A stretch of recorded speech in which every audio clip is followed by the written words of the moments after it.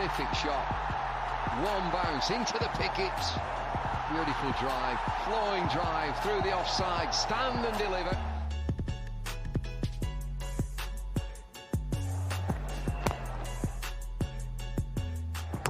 Bowled in, top of off stump, what a beauty.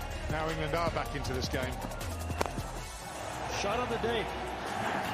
Driven, beautiful shot through extra cover. That leaves the nerves and the pressure.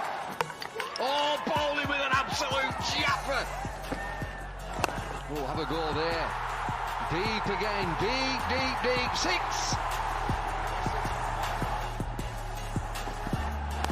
Full toss. Creamed away for 4. Bangladesh on the brink here. Full length. Oh, this should be it. What a victory this has been, Bangladesh. Mahmudullah hits the ball for 4. Players crowd onto the pitch, charge on. What a victory.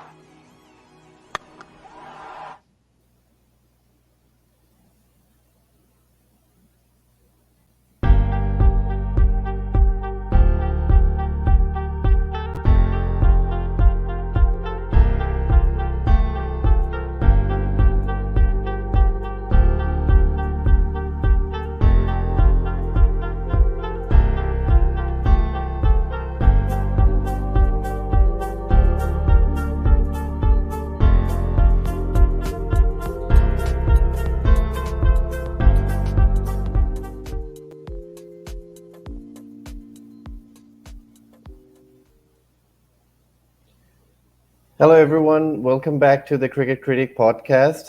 Today, I've got an exciting episode, representation from 3 countries of the semifinals of this World Cup. I've got with me Jared from South Africa, Siddharth from India, and Andy from Australia.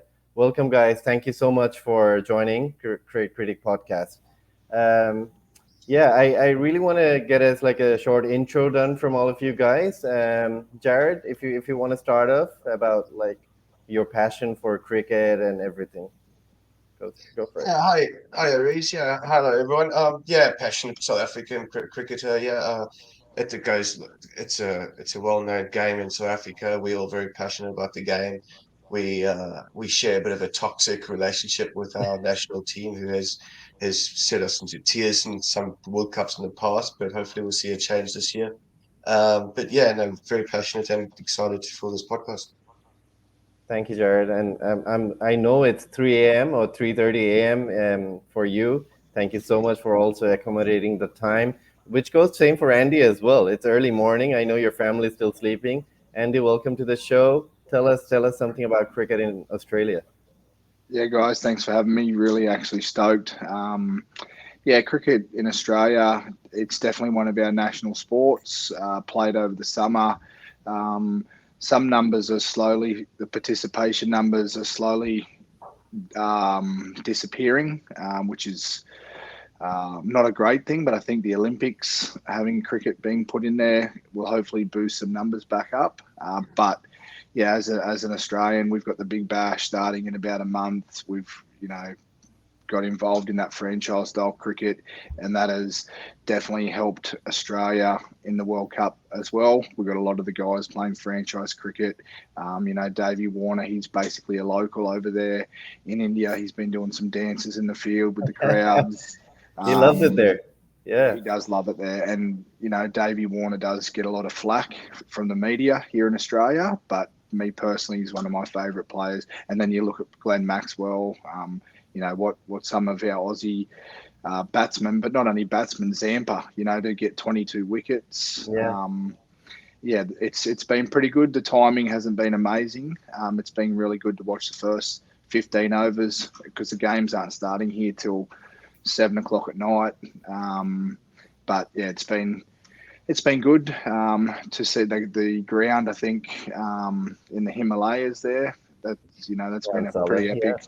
Yeah. That the backdrop and that stadium there looks pretty cool. So from an Aussie point of view, I think we had a bit of a rocky start. I think South Africa flogged us one of the early games by 130, and we were one loss off sort of dropping out altogether, and and the boys have really turned it around. They've got a really good squad.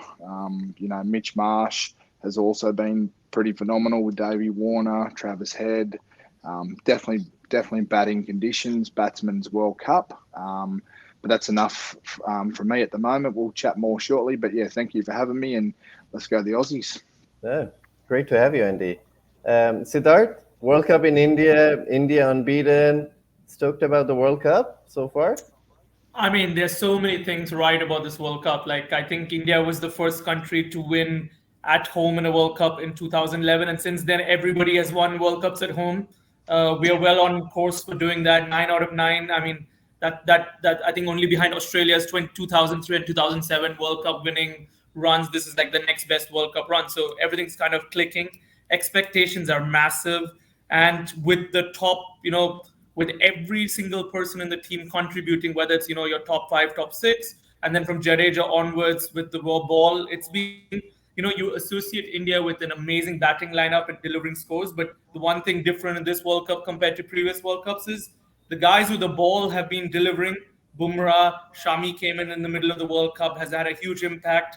And of course, Kuldeep and Jadeja are doing so well. And, Ashwin just played one game, and you have a guy like Ravi Ashwin, who is on your bench, who just played against Australia. So bench strength is good. Of course, we lost Hardik, but in some sense, the team has, carried on. And I think that's the special aspect of the team this year. Yeah, and a great point, actually, Siddharth. And that's what you see in all three teams here, South Africa, India, and Australia. Like, players are clicking at the right time. Like Andy spoke about Australia's poor start, and they were probably one game away from being knocked out of the top 4. But then the players clicked at the right time. Maxwell had a poor form leading up to the World Cup, and then the knocks that he played. We're obviously going to talk about that a bit later. And then the same with South Africa. You've got multiple centurions there. You've got even bowlers performing, players like Coetzer and Jansen bowling well. You've got the spinners doing well. And India, they didn't even feel that Hardik was injured. And you've got good bench strength as well. I want to ask you guys a quick question. I know, obviously, you support your teams. And I'm going to start off with Andy here. Apart from Australia, what is your favorite team, and who do you want to do good in world cricket? West Indies are always a fan favourite, when they're playing very well. This is back sort of in the Chris Gayle, Dwayne Bravo era for me. When they were red hot, the performers, potentially even the guys that changed the way cricket is played. I feel Davey Warner and those guys, Gale, they're playing that sort of cricket in 5-day cricket. But then all of a sudden they're told, righto, you've given 20 overs to do it, and they've just said thank you very much. But in this current group, incredibly, I am a massive. My second team is South Africa. I'm a huge Quinton de Kock fan. I can't believe he's retiring. But I think there's a lot in the background of South Africa cricket. I think South Africa sport, unfortunately, there's always a lot of politics involved in it and stuff like that. And the team I love to hate is New Zealand. That is in all sport. But that's the Aussies and the New Zealanders. But they're young gun, Russian. What he's done, the most runs ever from a under 25. To beat Babar and Kohli. He's been phenomenal. But yeah, like I said, I would love for the West Indies to get back to some sort of a powerhouse of cricket because, unfortunately, they're shambles. But yeah, I do love the Aussie cricket, but I'm just a fan of cricket in general. I just love seeing, a good contest. I love seeing. I'm usually a fan of the ball disappearing over the back fence, but there has been some very good bowling spells this tournament. Shaheen Afridi, he's my favourite bowler. Getting around at the moment, he just bowls with a lot of passion, and he's just fast. He just hits the deck hard. And I was watching that game versus Bangladesh actually, and he just ripped that top order apart, and they just couldn't really bounce back from that. Yeah, Bangladesh haven't really been known for playing good fast bouncy bowlers or just fast bowlers in general. Yeah. Yeah. Jared, same question for you. Like, apart from South Africa, which team do you really root for or support? Yeah, look, first of all, I'd like to really echo what Andy said about South African cricket. We were in a very dark place there for a while. So South African politics got in getting involved and massive losses financially and etc. I think as a whole, politics is just not should not be involved in cricket at all. It's good to see South Africa finally coming back and showing some form, and I think it'd be really good for the game and for the game in the country that it really is good that it went to the semis, but for us to go on with it now. But to answer your question, there is. I think I'm quite surprised. I know they're near the bottom of the table, but Netherlands have been great. You know, Yeah. they're tier two team who have could barely like the commentators in the domestic league have to explain the game to the listeners and the followers. But how good have they been? I mean, they've shown some moments of brilliance, the bowlers and batters, and quite exciting to watch some of them. Absolutely, and I suppose that a couple of the Dutch players they mentioned that it's difficult to explain to their own people what cricket is, and when it's a 50 overs game, it's like 8 hours, which is a 9 to 5 kind of like work, and they're like such a boring game, long game. So for them doing well at this stage was really important for cricket in general, or for cricket in Europe, or cricket in the Netherlands. I was really rooting for them. They had a couple of very good games. I know they've won against Bangladesh, but that was great for cricket. And then won against South Africa, which is such a big win for them. I really wanted them to have one more win so they would qualify for the Champions Trophy. That's good for cricket, I suppose. Yeah. Yep. Yeah. Siddharth, same for you. I kind of know the answer to that, but I really want everyone watching here to know what other team you support apart from India. Um, as Ariz knows, I'm a huge Bangladesh cricket fan, been so for the last number of 15 years. I mean, I still can't believe there's any sort of debate about who the best all-rounder in the world is. I think that's very obviously Shakib Al Hasan, but he doesn't get credit for being, clearly that for whatever reason. I mean, but considering that, I mean, I actually had huge expectations for Bangladesh in this World Cup. I thought they were definitely semi-finalist contenders. Like the last 2-3 years in the lead up to World Cup has been great. But I guess some of the drama which happened just before the World Cup affected the team, and it had a role in its place. I mean, considering all that, I think Bangladesh is very lucky that they've still qualified for the Champions Trophy, which I think would have been a disgrace otherwise, given the quality they have. Yeah. Is there. So, I mean, I think they're definitely a team which I follow very closely. I think Afghanistan is one which I have a really good soft heart for because Sure. they play with a lot of passion, and Rashid is just brilliant, and the team, the spinners, is just amazing to watch. And amongst the teams in the semifinals, I think, as Andy mentioned, I think David Warner is more popular in India than in Australia, and I think amongst the if you ask a lot of people in world cricket, they don't. I think a lot of Aussies themselves don't like David Warner, but in India, Warner, Smith, Maxwell, these guys are super popular. And actually, even before they came around, I think from your Ricky Ponting and generation, Aussies have been popular in India. So I think if not India, then I'm backing the Aussies to win this World Cup. So Awesome. No, it's a good point that you raise about David Warner, and I can say the same about Shakib. The guy's very popular. Obviously, like undoubtedly, he's one of the best all rounders in the world that we've ever seen. But in Bangladesh, there is obviously a love and hate. You either love him, and some people hate him for all the controversies that happened just before the World Cup, or leading to the World Cup, or in the last few years. But on just based on cricketing wise, he's definitely one of the best. And yeah, guys, let's talk about some key moments or great moments from players in your country. I'm going to start off with Jared here first. Jared, we want to talk about Quinton de Kock. He's scored what, 4 centuries already. Announced his retirement at the end of this World Cup. He's only 30 years old. We've got players like David Warner, who's 36-7, Rohit Sharma playing still. What are your thoughts on De Kock's World Cup and his retirement? Well, incredibly sad, first of all, that he's retiring. Obviously, franchise cricket has its role in that. Scoring his first century at a World Cup, this World Cup, so that makes him, he's in the form of his life, and he's batting different too. I think you'll notice he's a lot more sensible in his approach. He's been playing a lot more. lot more sensibly and just getting through the balls now and playing selective shots, So he's been really exciting and one of the key roles in South African success so far. Yeah, yeah, absolutely. And for me, like everyone likes South Africa, would like South Africa to go to the final and kind of break that, what do you call it, the choker's tag, right? And the Quinton de Kock has been a key part in South Africa's batting and setting up the platform. And after having such a good World Cup, you really want him to kind of to keep on playing and continue that. But yeah, it'll be sad if he retires. Absolutely.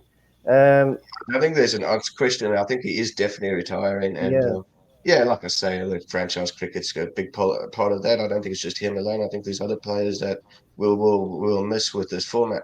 Yeah, absolutely. And there are players retiring younger now as well. Yeah. Siddharth, I want to talk to you about Virat Kohli, scoring his 49th century, equaling Sachin's record. How big is Kohli in India?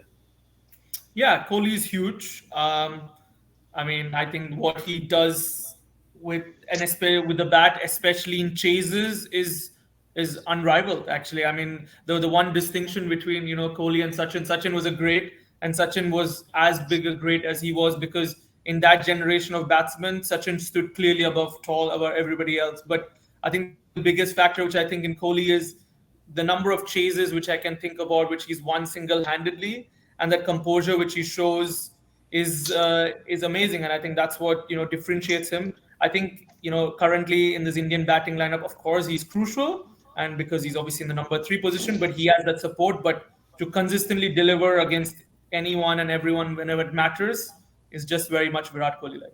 Yeah, absolutely. And he's averaging 99 in this World Cup, which is amazing. Yeah.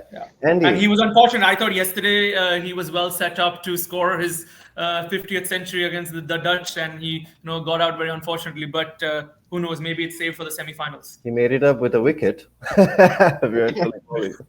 And his wicket hauls are very impressive as well. I think his first wicket was Quinton de Kock, and he's got Alistair Cook, and it's all pretty decent batsmen which he's got out. Yeah. What can't the man do?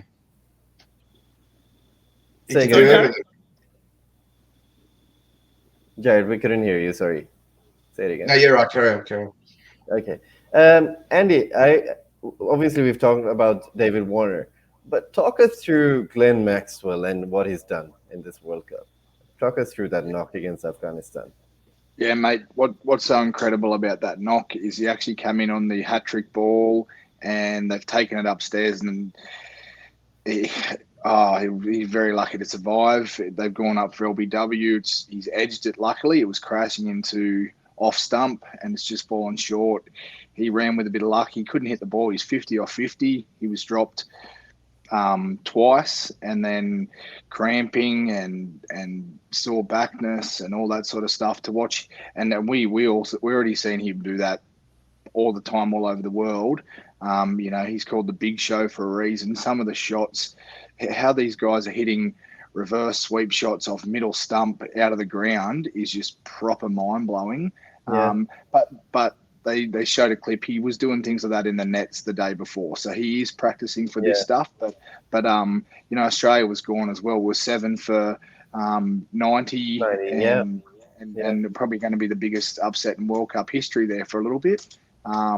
And then for what him and even Pat Cummins, his role in that knock as well was phenomenal. But I came home and watched the knock the next afternoon because it was on the middle of the night. But to see that sort of score, and Maxwell, he hasn't really been in not world greatest form. So it was very similar to Michael Bevan knock. So Michael Bevan, back when I was growing up, he was the anchor when Australia got into a few different issues and stuff like that. But yeah, Glenn Maxwell has just absolutely taken it to a whole new level. And on one leg, like some of them shots he played definitely in that last over, the last 6 off Majib, just one hand, one leg, no footwork, and Pat Cummins said it pretty. he said it openly. He's hitting the same shots to a fielder or couldn't get it out of the square, and Maxwell's just somehow launching it into the crowd. But yeah, to get 201, you're going to have some luck. He was definitely dropped twice. One was a sitter, and he was very lucky not to go first ball. But yeah, I think that's set Australia up very nicely for this semi-final. And the good thing is, Steve Smith and Labuschagne, you wouldn't even know they've played this tournament. They've barely done anything, and but they're champion players, and you wouldn't be surprised to see one of them step up in the semi-final or the final. But there is a lot of guns. But yeah, back to the original question, Glenn Maxwell, not the greatest ever seen, I think, in definitely in my era. So yeah, it was pretty cool. Awesome. Jared and Siddharth, I've got a question there from Wasik. Is there any other player, current or past, you think can play a knock like that, like Maxwell? Whoever wants to go first. Jared, you can go. Yeah, jeez. Well, with the current format that there's the franchise cricket that's really breeding those sort of players where old shot selection that we were taught as youngsters and straight bat shots is a thing of the past. I think you find a lot of players these days. I can't really put a finger on it, put a name on it to you now, but we'll have to think about that one. Siddharth? Yeah, I think it's very similar. I think with the shot selection of Maxwell, I think it's very hard to pinpoint on a single person. I think the only thing which I would talk about is, if there's one other person on a chase, I would back Kohli. But besides that, to play with that sort of technique, I think that's unique in itself. I would say De Villiers, if he had still played, I think De Villiers would probably be the only player that I can match. But like what you guys said, like we've spoken about basics, about feet movement, and Maxwell showed you can just do it with a hand-eye coordination. Siddharth, maybe one question for you. Do you think that there'll be a clash between Williamson and Kohli in the semi-final? So kind of a battle between the two? I mean, I think these two guys have been battling since under 19 days. And, it came in the last World Cup when, Williamson was obviously in great form. And the Kiwis, as usual, got the better of India. I think besides Australia, the only other team which India has a negative record in the World Cup is against New Zealand. So it's kind of our bogey team in some sense. Yeah. Williamson's had a very interesting build-up to this World Cup. Obviously, he was expected not to be there. Right. Then he sat out the first few games, played against Bangladesh, he played really well, actually, and his knock was actually crucial in New Zealand getting over the line. And then the poor guy gets injured again in some freak incident. So, hopefully he plays. He's a great player to watch. But I think Kohli in current form and with the way the Indian lineup is batting, I think, it should be, advantage India for sure. Great. So obviously, Andy, I want to go to you with this one first. So we had the first ever timed out dismissal, right? I know as a Bangladeshi, and most of the audience or the panelists that we've had, everyone's been Bangladeshi, and we have a bias towards. So whenever your team gets a dismissal like this, you have a bias towards it. So I'll obviously say, okay, that was right. I want to get an unbiased opinion. What was your thought when you saw this? When I saw it, me personally, I'm very social, so I'm not a fan of this sort of thing. But then I read yesterday that the cricket world, why is people blowing up when rules are enforced? So, that goes back to the Johnny Bairstow stumping, Unfortunately, if these are rules set up in cricket, if people want to appeal and whatnot, then that's cricket. I don't understand. At first my take on it was, geez, that's tough. But at the same time, if it's a rule, then if it can be enforced, then it's play on. So basically, but in the circumstances, because his helmet sort of broke, I think there possibly should have been some leeway there. If he's at the crease ready to bat and he pulls his clip and, because it's an equipment malfunction. But, it's a World Cup. This is their dream. People have trained hard. And the truth is, if it's in the rules, then you're entitled to appeal for anything in the rules. So it's not a great look for the game. Sure. But at the end of the day, people are there to win the cricket, no matter if it's in the rules. It's play on. That's the long story short, anyway. Yeah. So me personally, I'm not a fan of that sort of stuff. But I don't play professional cricket either, so I'm just a backyard hacker. And me personally wasn't a huge fan. But then when I read yesterday, if it's in the rules, then it's play on. Absolutely. Jared, your views on this? So I read this next morning. I saw timed out, the first ever timeout. I thought, geez, I have to go back and watch this live. So I've gone all the way back. I've even got the stopwatch out, and I've timed his come out. And you can see he's got the helmet on. He's got the strap tied up. He's taken his guard. And he's readjusted his and it's just undone itself. So clear mistake. Oh, I've been such a fan of Shakib Al Hasan.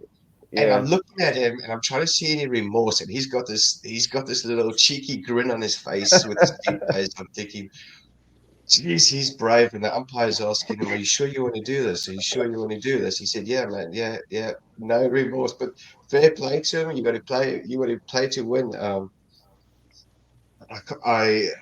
not sure I agree with it, but if that's the way you want to win, but you carry on. But I think the game's kind of evolved a lot, hasn't it? I think the game's there's so much talk about spirit of the game. Yeah, sorry to interrupt, Jared.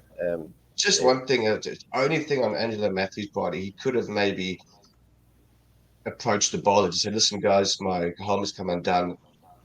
Do you mind if we get this replaced?" Maybe just a bit more communication with the bowler. Maybe Shakib didn't quite respect that. And in these days of cricket, we're always waiting for the batsman, right? Yeah, batsmen are always taking their time, and the fielders must get annoyed with that. So that's a defense on his part that I could maybe see, but I thought that was harsh. Yeah, Siddharth, what do you think? I mean, I think there's just so many different angles to it. I think, firstly, Bangladesh and Sri Lanka have had a very fierce cricketing rivalry for the last few years. So I think that's definitely played a part, as well as kind of the standings and how crucial that game was to both sides. I think that's definitely a factor. I think, on the one hand, Matthews was unfortunate the equipment malfunction, but I think the rules talk about that's the player's responsibility, and you should put the helmet and come. Then you wouldn't have, picked up that issue. And he was a bit very gentle, and he was just taking his own time. If he showed the urgency, then I think it's very clear in the video that he was just coasting along. So I mean that didn't support the views that he's being urgent. But at the same time, I think again people don't compliment this, but I think Bangladesh were alert to something like this. Is something like I'm not sure. I played a little bit of cricket, but not professionally. But you don't count the amount of seconds which a player takes to come. It might be okay because of the spirit of cricket, but if that's in the rules and if Bangladesh has been alert to that and followed up on it, I think they should be giving credit for actually picking it up. I mean, whether you agree with it or not, if it's in the rule, then it is what it is. Yeah, I think I'm going to answer this question, which came up. It's saying do captains need to kind of appeal for dismissals like this, because it's in the rules. If it's crossed the 2 minutes line already, they should be given out.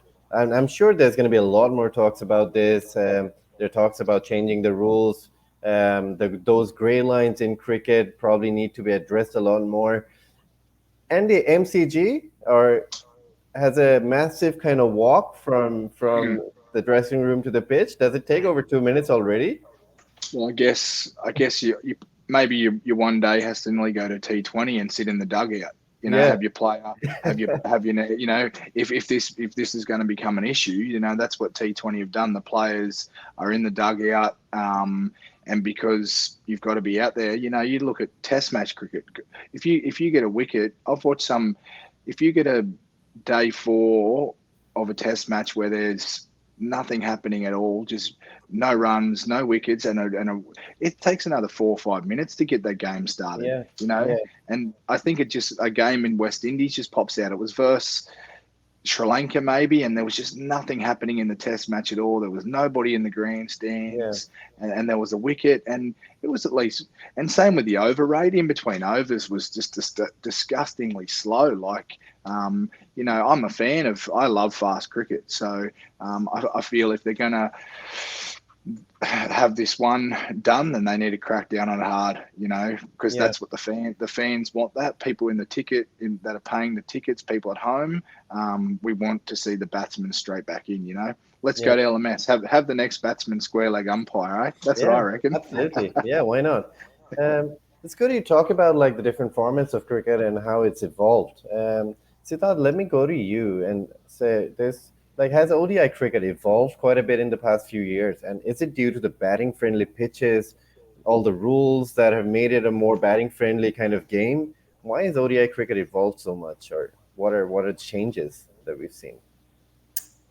Yeah, I think people always question the existence of ODI cricket with, Test cricket being there and T20s being there. But I think actually in some sense, ODI cricket is very relevant in what it does because, if you think about it, the influence of T20 cricket is very strong, obviously, because any score doesn't seem unachievable. And that's not just to do with batting friendly wicket. It's because people play shots. I mean, back in the late 90s, chasing at 5.5 runs per over was a big challenge. Then it became 6. Now, people are ready to chase last 10 overs, 100 runs is considered, relatively straightforward. So I guess that's one aspect of it. And I guess the other aspect of it, which is different to T20 cricket, is, for example, if I go back to the India-Australia game, which was all the way on, I think, 8th of October, is India was off to a horrible start. But what ODI cricket allows you to do is take time, soak the pressure, and then be able to score runs. And I think that's the difference between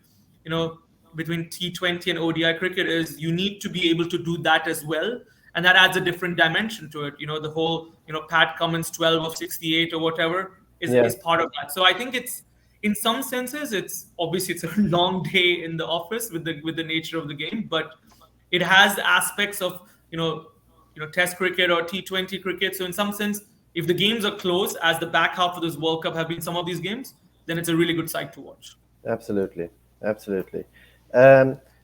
let's move into like the points table. Let's look at this. And so obviously we know the top 4. So it's India, South Africa, Australia, New Zealand. India's gone on an unbeaten run, 9 out of 9 games.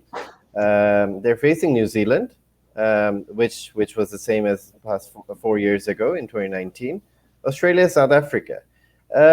Andy, talk us through Australia's campaign so far, and obviously what do you want to see on, is it Thursday? I think Friday for you guys, Thursday for us in the semi-final. Yeah, the campaign, it started off to a shocker actually. Or even before the campaign, there's been a lot of David Warner heat. He's too old. He's lost his form. A lot of critics here in Australia, and basically, I think it was him and Marsh. They both scored hundreds. We were one game off after South Africa beat us by 130.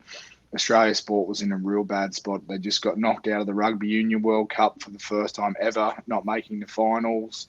And then next minute, the cricket team was, they were saying the same thing. We were going to not make the finals. And, the boys just clicked. Travis Head's got 100. Mitch Marsh, even he's 177. Just the other day, he actually left the World Cup. One of his grandparents passed away, so for him to come back, scored 177, right? And to put in such a performance, it's been batting friendly conditions, but I think he's been phenomenal.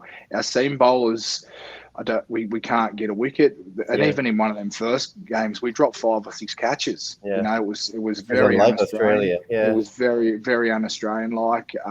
But Zampa, he's taken top wicket taker. He's got 22 wickets. I just feel, I don't know how, if we can beat South Africa, I just don't know how we can get a wicket versus India. If India wins versus New Zealand, I don't know how we get out that top 4, top 5, and then I think that one of the most underrated players in that Indian team is Jadeja. I don't know if does he age? Like, he's been playing for about 4,000 years now. Like, I remember he like, you talk about Glenn Maxwell, but Jadeja's that same thing. When you need runs, Jadeja scores them. When you need a wicket or a bit of a fielding brilliance, it's Jadeja. So, but yeah, so the campaign started off to a shocker. We've come really good, and yeah, it should be an absolute blockbuster because South Africa, they've had a red hot tournament. They really, really have. Their seam bowlers are doing a great job, and if we can pick up de Kock sort of early, it might be a different story. But he's in career best form, and yeah, it should be a cracker. I'm hoping Zampa to get a few more wickets again and keep us in the game. Because I think the batsmen can score runs, but it could be a 100 over 800 run for it could be last ball chat because both teams are very batting heavy. So the winning team might need 410 to win. So which is exciting because you just go back 15, 20 years ago and 200 was a score that would win you a one-day international match. So, but yeah, I think they've come, and that's usually what Australian sport does. They will come good when it matters. But how you beat India in India after this tournament, I don't have an answer to that. Absolutely. We'll come back to India in a bit, Siddharth, because Australia is playing South Africa. Let me go to Jared. Jared, talk us through the campaign, and I know you want them to be in the finals. So, yeah, what are your expectations? First of all, we're petrified to be playing Australia in another semi-final. It's giving me really bad 1999 vibes. Australia are playing in form now, so really scared of that. I was kind of hoping we might fluke a win against India, so we avoid them. Yeah. But we are playing great cricket at the moment. They have really good depth. The bowlers are doing their part, the batsmen are doing their part. And it's a completely different South African cricket team that you've seen in the past, where we're not just trying to get some runs on the board. They're putting big scores on the scoreboard. And now they're exciting cricket. What I am worried about is most of our wins have come from batting first. So does this come down to the toss to work? We haven't had the best results in Ireland. Jared, I think we're losing you on the sound a bit. Sorry about that. I noticed that's better. Yeah, so I was going across the Gardens, the purchase in the fourth batting set, and I think they're going to purchase. So I think, like I say, the four tosses would be very but yes, I'm petrified of Australia, especially with other hitting form. So we just would love to see another close game, but hopefully South Africa comes on the better side of it this time. Yeah, absolutely. Jared, just a quick note. You might want to check your headphone a bit because we lost you there for a bit. I'm sure it can be fixed easily. Siddharth, I want to ask you a question. So there's this question that came from Zion. He says, will India have a bad day in the office in the semis? And probably go through the campaign as well. I mean, that's the fear, right? In this, you win 9 great games. Well, that's great, but it's the next 2 which really count. And, I think that's what Rohit Sharma is talking about. I mean, the last World Cup in England as well, something very similar happened where New Zealand sneaked through and we had a horrible day in the office against them. So it is possible. I mean, it comes down to one day, but that's knockouts in any sport, really. Like, you might be in the best of form, but you need to turn up on that day and forget that you've won 9 out of 9 and just, it's another day and batsman starts at 0. So, yeah, absolutely. I like on papers, like from a New Zealand fan point of view, I would obviously want to see New Zealand win this game, repeat or replicate the 2019 World Cup semi-final. But on papers, India, it's tough to see how New Zealand will beat India. Obviously, they have a few players we've spoken about. Ravindra, good to see Williamson back from injury. Daryl Mitchell, I feel, is a very underrated player. They've got good bowlers, but I don't think they're clicking as well as India have. But yeah, cricket, it's a funny game. You never know when a team has a bad game. So I've got a few other questions that I'll keep on addressing to you according to your teams. Um, Here's one, Jared, for you. It's addressed to you anyway. How good is the Jensen twin brother? Could you have the twins opening the bowling for South Africa in the future? Possibly. His brother shares exactly his sort of style of bowling. They replicate each other. They're like twins here. They have the same. They're 2 meters tall. He bowls the same line and length. He can even bat the boy. I just don't know if there's space for both of them in the same team because of this. They like sort of batting and bowling approaches. But no, he's an exciting player, and he'll definitely be making his name on the scene very shortly.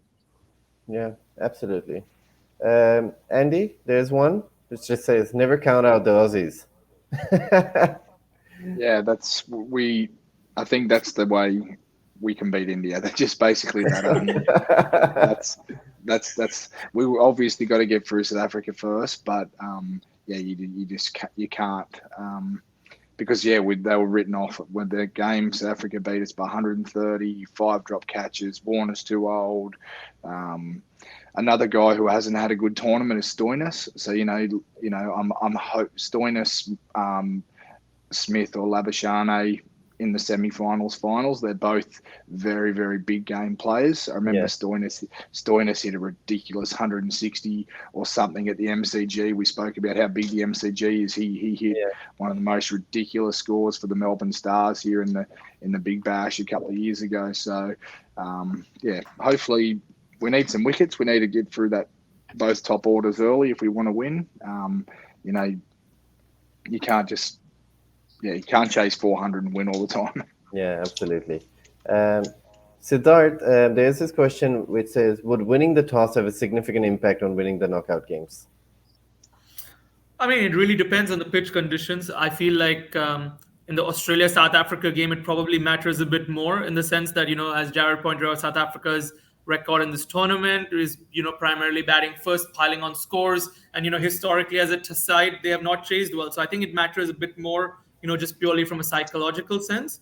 But I think even, what this is, you're winning the toss, you bat first and you put the score on the board and, it piles on a lot of pressure. So I think it obviously matters, but, it really depends on how the sides turn up as well. So yeah, I was really interested to see the India-South Africa game.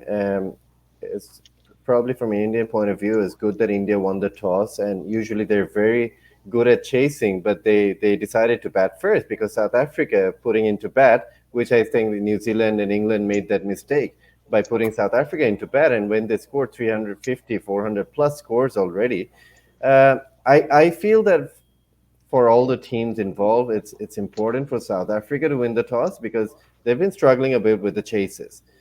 Themba Bavuma said it's definitely not an issue. It's a couple of hiccups that they've had in the World Cup, but yeah, I feel as well the toss is important. But looking throughout the World Cup, I think the stats show that the captains winning the tosses have not won too many games. It's either they've made the wrong decisions or the teams have outperformed whoever they've put into bat or bowl. They've played better. So it's not necessarily that teams winning the toss are winning higher games. Guys, let's move on to the last section. I know some of you guys have to leave in a bit as well. Let's talk about predictions for the semifinals. Siddharth, do you want to go first? Yeah, sure. I think hopefully they'll be both good games. But I think India to beat New Zealand, Australia to beat South Africa. Sorry, Jared. I think semifinals is what history has. That's what history is. What South Africa is facing, and then India, Australia. Wow, what a final! But hopefully we'll get revenge from 2003 from a final perspective. So. Since Siddharth has put Australia in the finals, Andy, I want your predictions as well. See if you want some, or if you have something different in mind. Yeah, I'm pretty much thinking the same thing. I'm thinking Australia to beat South Africa, and then Mitch Starc just castling one early, send India into bat. I think we've lost Andy there for a bit. I'm sure he'll come back. Jared, do you want to go and do your predictions as well? Yeah, look, my heart says South Africa winning the World Cup. Obviously petrified. petrified of Australia, and we're getting, like I said, we're getting bad vibes on history and having that chokers tag. But I think our depth of the side will prevail, and hopefully the toss of the coin doesn't come to play. It's hopefully to see a good game. You know, I would love to see a really close game again. That's what we lacked, I think, this whole World Cup is a close game. The other final, I think India will.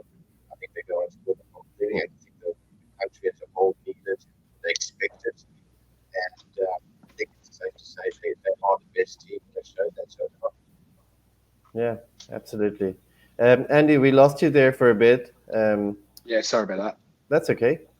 Do you have anything? Yes, I'm really hopeful because, like I said, our seamers haven't picked up many wickets, and I think there's a very famous ball a couple of years ago.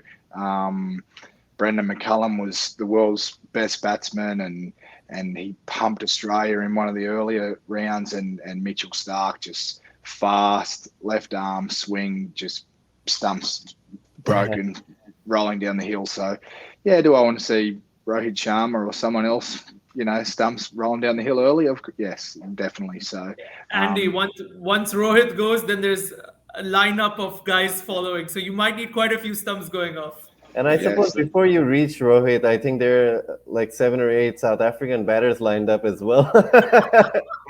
We're in peak form. Yeah. The same thing with de Kock. We just like to see his stumps.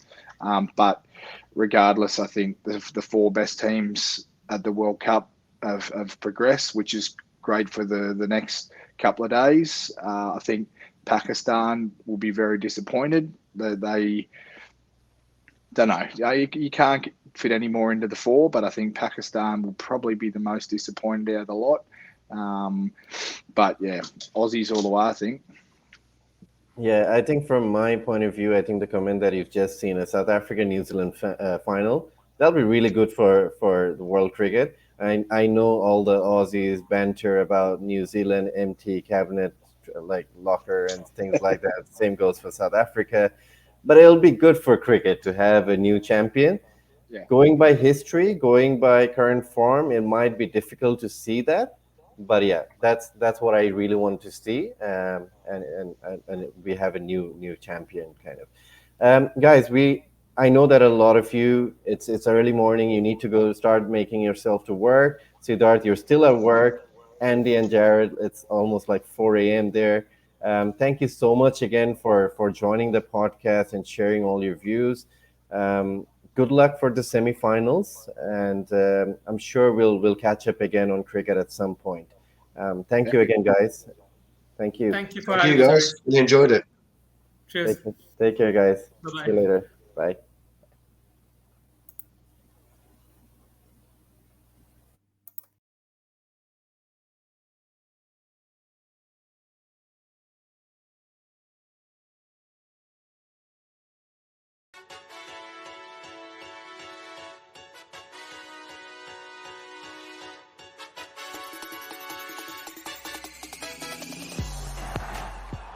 Terrific shot.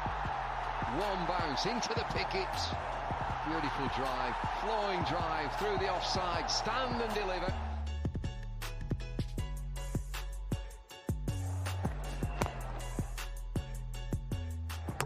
Bowled in. Top of off stump. What a beauty. Now England are back into this game. Shot of the day. Driven, beautiful shot through extra cover. That leaves the nerves and the pressure. Oh, bowling with an absolute